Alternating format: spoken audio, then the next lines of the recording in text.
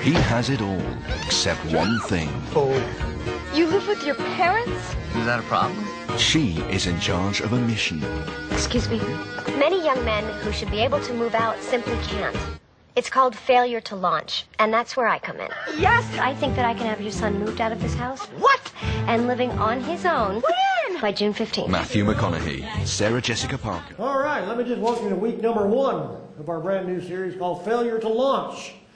And what we're going to be talking about in this series actually is how our fear of doing things differently or, all that kind of stuff can literally keep us from not only enjoying life, but literally keep us from, launching off the pad and doing anything at all. Matter of fact, doom us a life of failure. It's great to have you all here today. Glad to have you with us, as well as our online family. Actually, our online family is getting pretty big. In comparison, I think we've got about 400 or 500 people in our online family. Our newest member is from Spain. His name is Mike. He's from Lugo, Spain, wherever that happens to be. I don't know, somewhere in Spain. So we're glad to have you with us. Welcome. As well as we got a lot of other people. But we reach a lot of people through the internet. Matter of fact, there's about, if you consider how many people watch videos on the internet, there's about 1,500 or 1,600 people a week that we actually reach with the gospel of Big G Grace. So it's really awesome. We're just glad to have all of you with us today. It's my opinion that one of the major problems in the church today, and is the fact that we a lot of times don't like to do anything differently. We carry a lot of excess baggage and things that we used to do or how we used to do it, all those different kind of things. And so, how many of you ever said or said to yourself, maybe said to somebody else, or just thought to yourself, especially in a church setting, we've never done it that way before? Anybody ever thought that? Or express that? Yeah, okay, I know I have. I'll be honest about it. I've said, well, I've never done it that way before. Or how many of you ever said, we tried that and it didn't work? Anybody done that? Yeah, all right. Okay.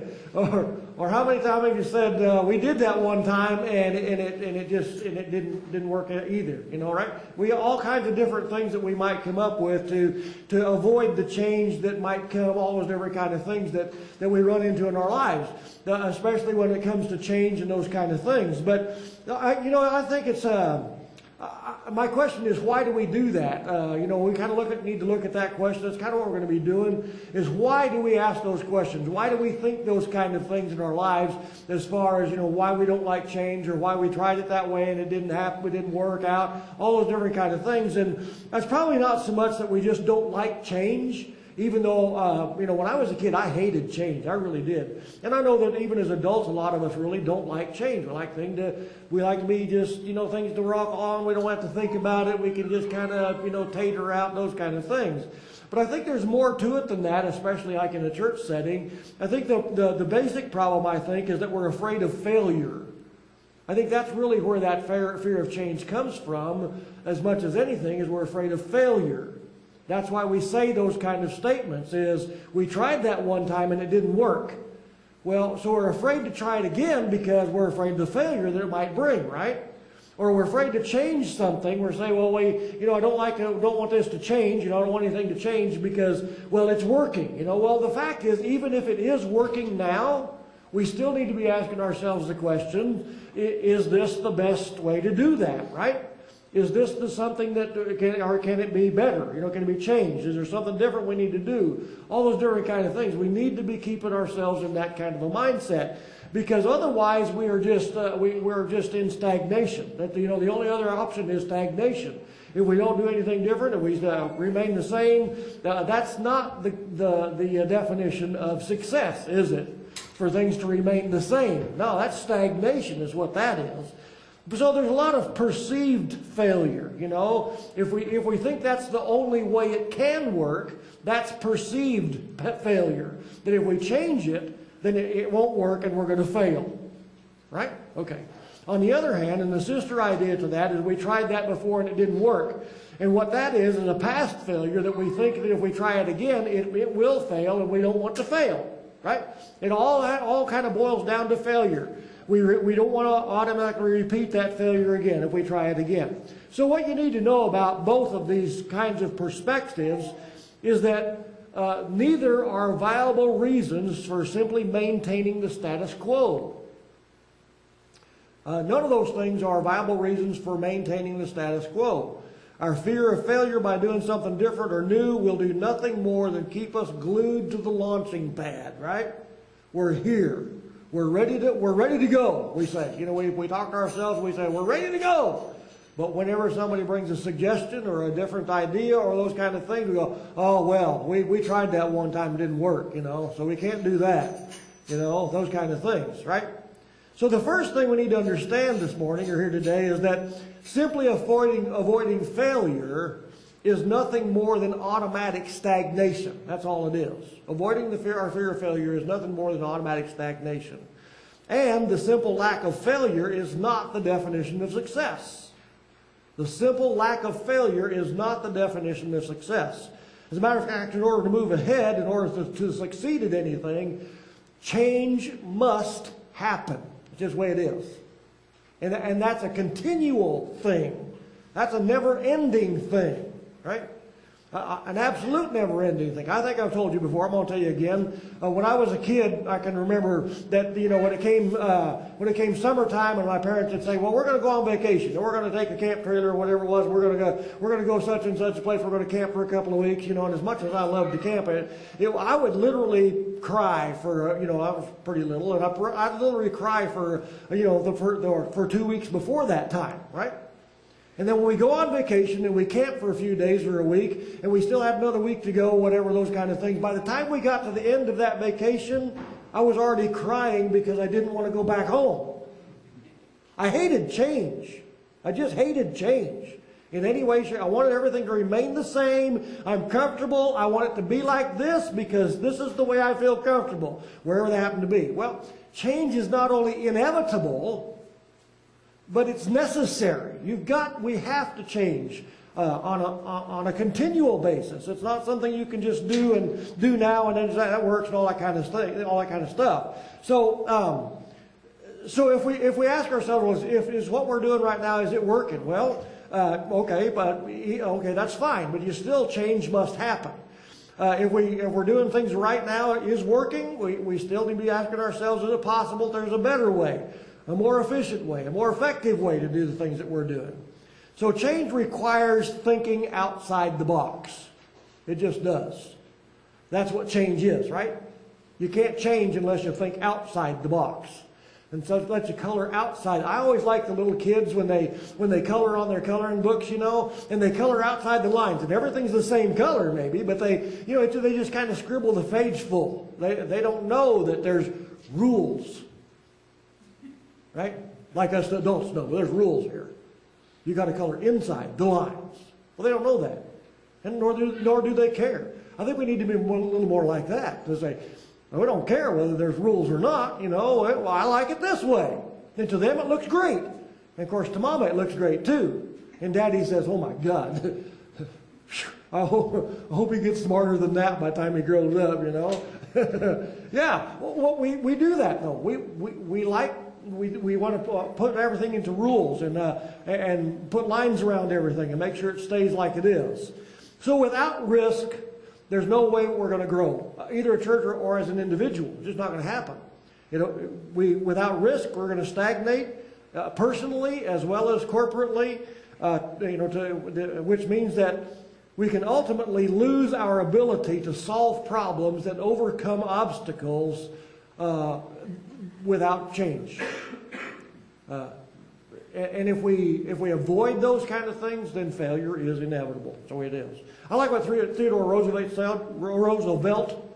Roosevelt said.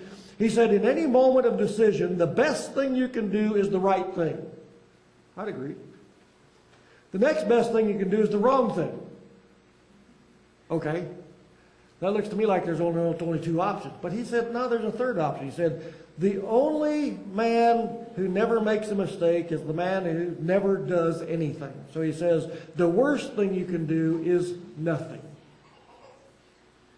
Best thing you can do is the right thing. Second best thing you do is the wrong thing. The worst thing you can do is nothing. Right? That is automatic failure, stagnation, all those kind of things. I like Einstein's definition of insanity too, right? I think you all know what that is. doing the same thing over and over again, expecting different results. There again, we're saying, well, this is the way we do it. It's the only way it can be done. It's got to be done this way. We've always done it this way, and that's the way it's got to be done. Well, no, that's the definition of insanity if you're expecting things to change by doing it the same way you've always done it. So when it comes to change, I understand how many of you feel. I do. I honestly do. Doing things different than the way I'm used to doing them, even today. I have, or the way I like to do them, sometimes really makes me uncomfortable. Quite honestly. It'll just make me uncomfortable. Matter of fact, when people do things differently than I do them, and that's a lot of times, problem we have when we're trying to teach somebody something, those kind of things. If somebody does something different than you do it, or than I do it, I sometimes have this overpowering urge to say, you're wrong, right? You're wrong. That's all there is to it. If you do it different than I do it, you're just wrong. You can't do it that way. And then once I leap to that conclusion, of course, then my next assumption is that, well, God doesn't like it either, right? You gotta go rope God in on this deal. And God's saying, hey, now, wait a minute, don't rope me on this deal. I ain't part of this thing, So in that sense, then, I'd have to say that sometimes it is absolutely right to do the wrong thing. It is. Sometimes it's right to do the wrong thing, especially when we get stuck in that kind of an idea where, we don't want change to happen. We tried it that way. It didn't work before. All those different kind of things that we come up with to avoid change. And all we're doing is dooming ourselves to failure. So sometimes it's right to do the wrong thing. Katharine Hepburn said one time, I like that too. She said about following the rules. She said, if you follow the rules, you're going to miss all the fun. Well, and going back to the little kids, right? You tell them, oh, no, you got to color inside the lines. Well, this ain't fun. Unless you want me to color a picture for you. Now you tell me there's rules that before I can color a picture that you're going to like? Come on, all right? Yeah. So, sometimes it's right to do the wrong thing. Obeying the rules, you're going to miss out on all the fun. So today we're going to be we're going to begin in this series by looking at an incident in Luke chapter 5 where the Pharisees began to challenge Jesus for violating the universally accepted rules of religion. They had some of those rules. They had a lot of those rules, as a matter of fact. The scribes and Pharisees had a lot of those rules that they lived by. And they decided that those were the only rules you could live by, and they had to be that way or you were wrong, including Jesus. So they began to challenge Jesus, and they said, listen, you're doing it the wrong way. As a matter of fact, at some points in time, several times, they even called him Satan himself. They tried to say, well, you're doing these things by the power of Satan, right? They went as far as that, and I think you probably all have been in churches even that sometimes will do those kind of things that if you don't do it the way they do it, if you try to have a different idea or a different way of doing things, then hey, you're wrong and you're probably not even saved. Right? All that stuff we like to jump to when it comes to change with our lives. So the story begins in verse 27 of Luke chapter 5, and Jesus called Matthew to be one of his disciples. It says, after that he went out and noticed a tax collector named Levi sitting in the tax booth, and he said to him, follow me. And he left everything behind and he got up and he began to follow him. Now, what you need to know is that Levi is actually Matthew's, I think if I got this right, I think that would be like his surname. Like your last name. My last name is Razzle Flaffenhofer. You all know that? So whatever your last name is, that would be like Matthew. Levi. He's called Levi here. It's the same Matthew. Same Matthew that wrote the Gospel of Matthew in the New Testament. Same guy. So this same Matthew then also is one of the 12. So in verse 29, it says there, and Levi gave a big reception for him in his house. And there was a great crowd of tax collectors and other people who were reclining at the table with them. So Levi, here's this tax collector. I think we all know what kind of people tax collectors are. We all have our ideas about that kind. Well, they did back then too. Tax collectors weren't exactly the most upstanding citizens of that particular day and time either. So what you need to know about this is that tax collectors were considered to be, actually, in that day and time, the lowest of the sinners. They were even below all the other people that we might consider to be bad people. The lowest of society in that day. Pretty much like, I suppose, kind of pretty much like today. No, maybe not. I don't know. But in that day, they were basically just legal extortionists. They were basically given a paycheck, a flat check from the government of that day, and said, go collect this amount of taxes. Here's the amount of taxes that you got to collect.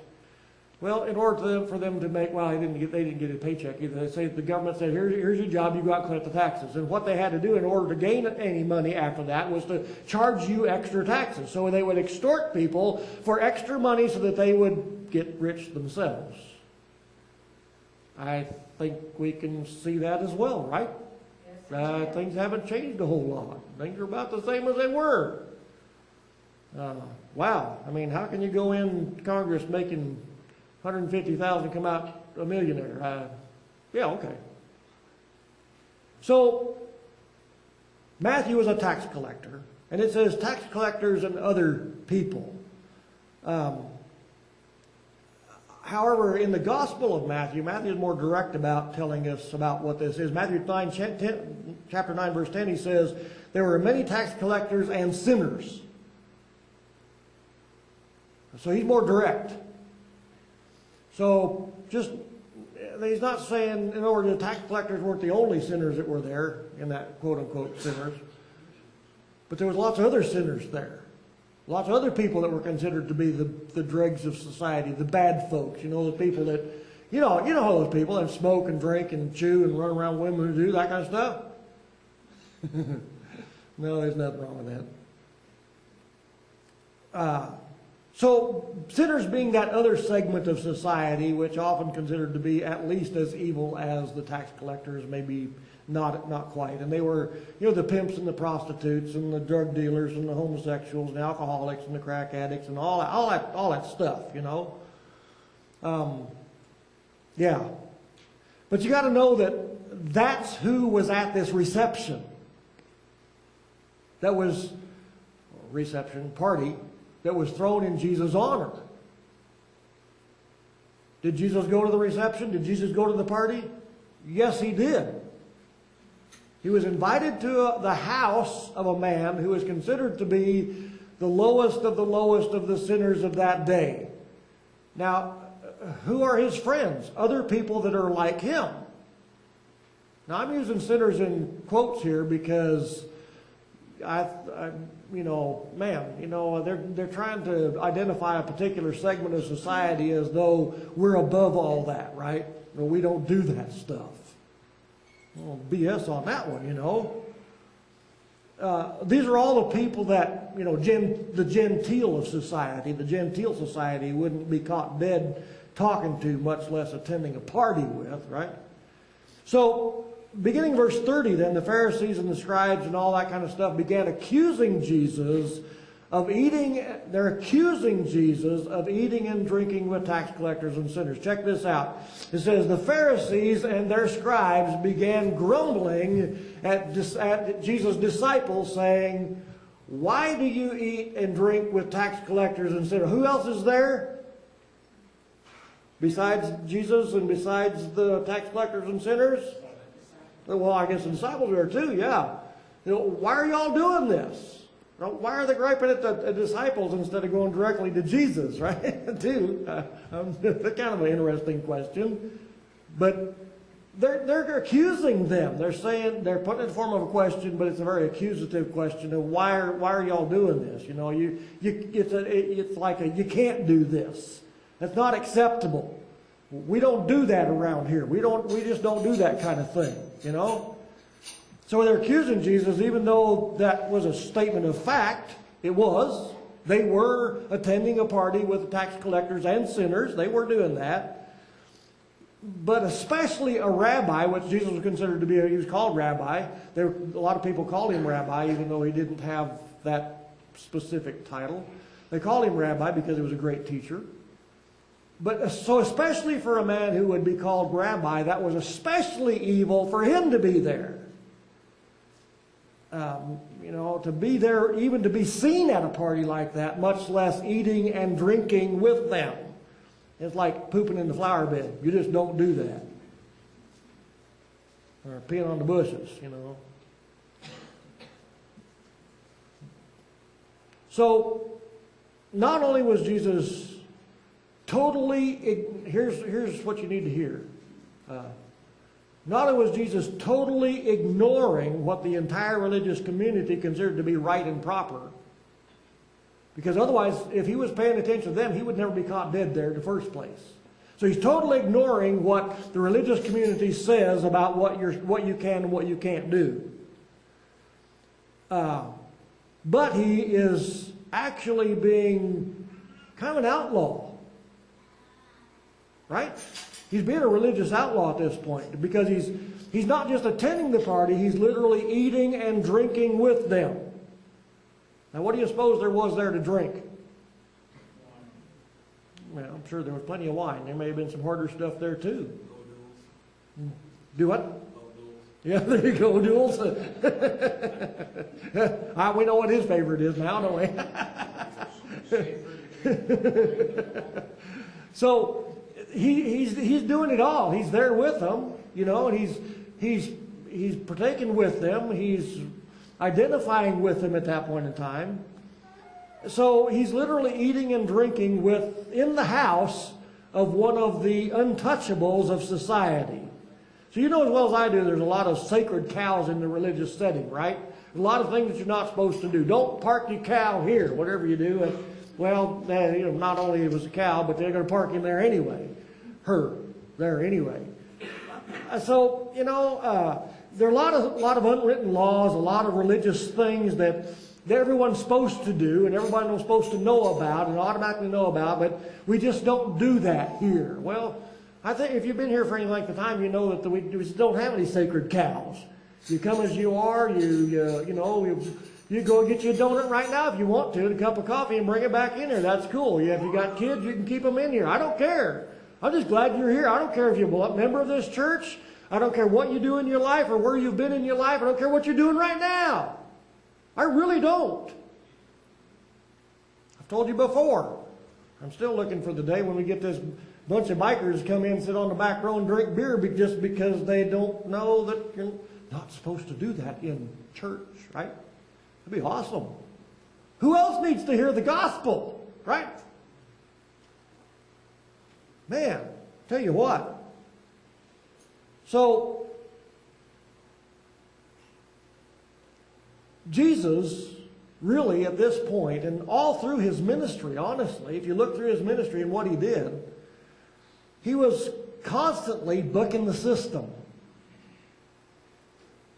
He was not buckling under to the man-made laws and rules and regulations of religion. He wasn't going to do that. As a matter of fact, he often argued with them and put them down and said, no, you know, you do all that stuff, but you're no better than the next guy.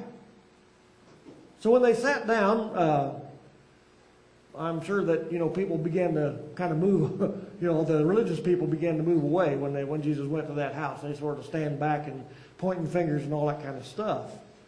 So Jesus' approach to reaching out to tax collectors and sinners and his views of religious traditions and customs of that day was not only extremely new and different, totally different way of doing things, but he did things in a way that had never been done before, ever. It was not only new and different, but it was totally outside of what anybody and everybody in the religious community thought you even could possibly do in a setting like that, especially for a man who calls himself to be, you know, Jesus or whatever.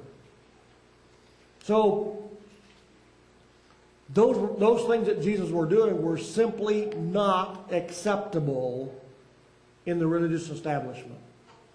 I mean, he was an outlaw in that sense of the word. So here's Jesus' answer to their accusation. Check this out. He says, Jesus answered and said to them, "It is not those who are well who need a physician, but those who are sick. I have come to call the righteous, not come to call the righteous, but the sinners to repentance." So is he calling the Pharisees and those people already righteous? He already saying they got their foot in the door and they're headed into heaven? No, that's not what he's saying, is it? Not what he's saying at all. Matter of fact, if anything, he's saying just the opposite. What he's saying here is that that's not the point. Y'all missed the point, you know. That it's not the righteous people, those people that think they're already righteous, that need it. Matter of fact, those people that already think they're righteous, those people that don't think they're sick, there's no need for them to go to the doctor. That doesn't even cross their mind. If you don't think you're sick, you don't go to the doctor. Even if I do think I'm sick, I don't go to the doctor. I don't like doctors.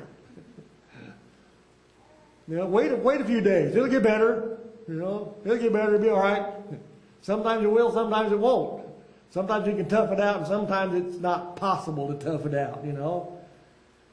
But over and over again in Matthew 23, Jesus said, "Woe to you, scribes and Pharisees." He's constantly jumping on their hide about all their religious ideas and all that kind of stuff, you know. He'd rip them a new one all the time, you know, about praying long prayers on the street corner, you know, and about giving 1/10 of everything they had, you know, including their garden spices, and then extort. And he says, and while you're doing all that, you're extorting money from widows and orphans to build bigger buildings, bigger churches, right?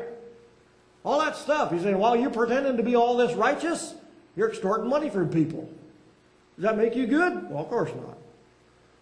At one point he called them whitewashed tombs full of dead men's bones. And he says, you too outwardly appear to be righteous. You look righteous on the outside to people who are looking at you, but inwardly you are full of hypocrisy and lawlessness. Which is why church people, I'm not going to name any denominations or whatever, but church people don't recognize each other in the liquor store, right? Hug your neck on Sunday morning, but don't have any idea who you are when you're arriving to the liquor store. Because neither one of you is supposed, they think, you know, neither one of you is supposed to be there. No. It's not any different what Jesus is talking about right here. He said, listen, that's not what it's about in the first place. You're putting the emphasis on the wrong thing. And the fact is, our churches today are full of people who think they've got it all together. I know I don't have it all together. I'll guarantee you. I know that. I learn every day. I look forward, as a matter of fact, to studying God's Word and to preparing to talk to you about it, because sometimes it's a stretch, man. To see what God has to say and to put it into terms that we all can understand. And wow, but it's fun. It's awesome to be able to discover what God says in His Word, and then to see some things that I've never seen before. And then it's really exciting when I get to come on Sunday morning and tell you about it. That's what's really exciting for me. I love to do that. Like when I discover something new, I can't wait to tell you about it, man. It's awesome, you know. This is cool. So there's a lot of people who believe they're in the right religion, you know, doing the right thing, and you know, their way of doing church is the right way, and their salvation's secure because of what they do for God instead of what God has done for them. It's all about these works kind of things that a lot of people are living by today. That you got to do this and you got to do that. As long as you do this and you do that, you're okay. God's okay with you. Well, that's what Jesus is talking about here. No, that's not the case. It has nothing to do with it. That's not what He's about. As a matter of fact, in John chapter 6 and verse 44, Jesus said that no one can come to me except the Father calls him. You know? And then I'm the one that's going to be the one to raise him up on the last day. It's not you. It's not your effort. It's not what you're doing. So for Jesus to spend time trying to convince these Pharisees and their scribes that they're wrong would be a waste of time, would it not? I mean, if somebody is so certain that they are right and that you are wrong, there's no amount of argument that's going to argue them out of it. So Jesus says, listen, I didn't come to talk to people who know they're right.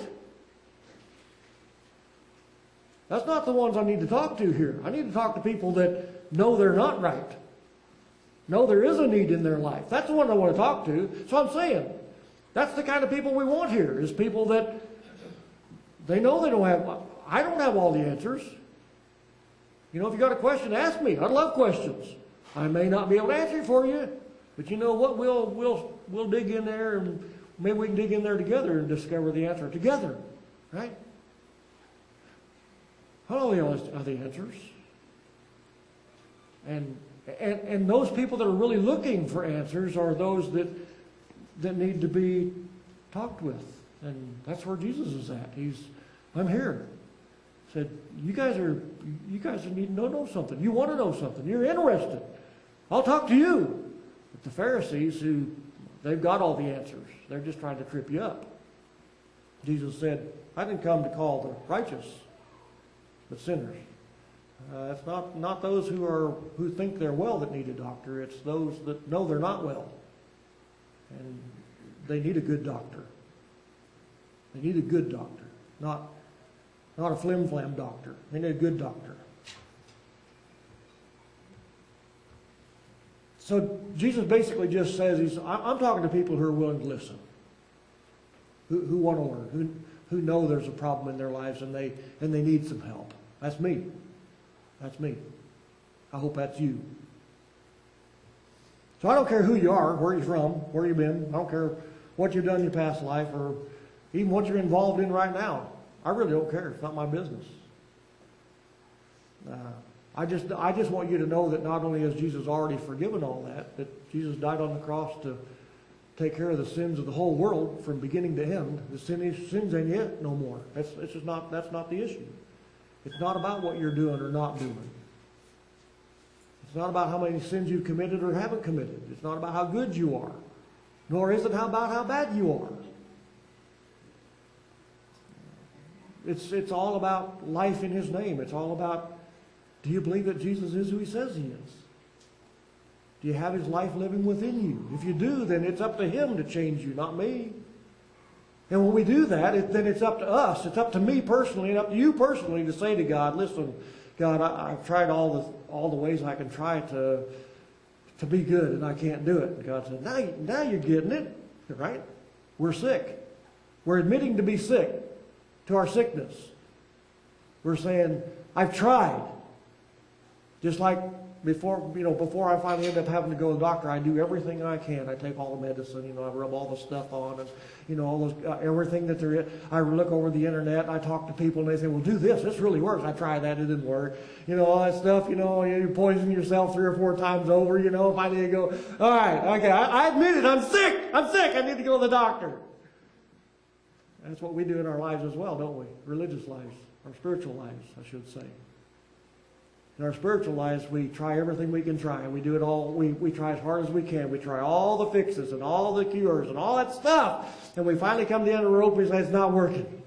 I need a doctor. Jesus said, you're the guy I want to talk to.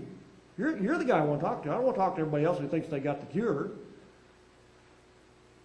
I want to talk to people who know they've already tried it all and know they don't have the cure, and that's the ones I want to talk to. And then He will change us from the inside out rather than us trying to change ourselves from the outside in. Rub it on the outside, hoping it sinks in. Some of that stuff does. It doesn't go deep enough, though, does it? So, the fact is, if you simply make Jesus the Lord of your life, that's where the change happens. So when you make Him the Lord of your life and you say, God, I've tried it, I can't do it, you've got to do it in me. Quit your own effort, let God do it in you. Now, it's going to take both of you, of course, because just like with God, they're one. Well, we've got to be one with Him. It's not just a one-way street that we're waiting for God to do something in us. It's that we're working together with God. We're allowing Him to change us from the inside. I think the best thing we can do is just say, God, listen, I've tried this. I've tried everything I can try. I need you to do in me what I can't do myself. And then you need to be prepared, because He will. Don't say that unless you mean it, because He will. He'll change some things in your life, and things are going to change. And when they do, your life's going to get better. I promise you, it'll get better. So Romans 10, 9, and 10 says this about how a person is saved, how you receive his life within you. If you confess with your mouth Jesus is Lord, he didn't say if you confess with your mouth that you're a sinner. There's nothing about sin in this verse. It's all about simply confessing that, saying with your mouth that Jesus is Lord of my life. And that's not just with your mouth. You know that in the deepest part of your being that Jesus is who he says he is.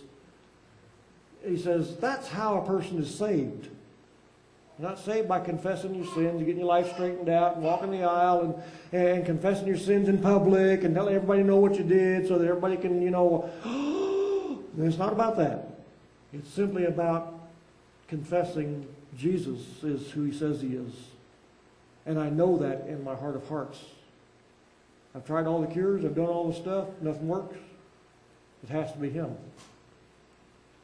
Because it says with the heart a person believes, resulting in righteousness, and with the mouth he confesses, resulting in salvation. That's where it's at. God's awesome.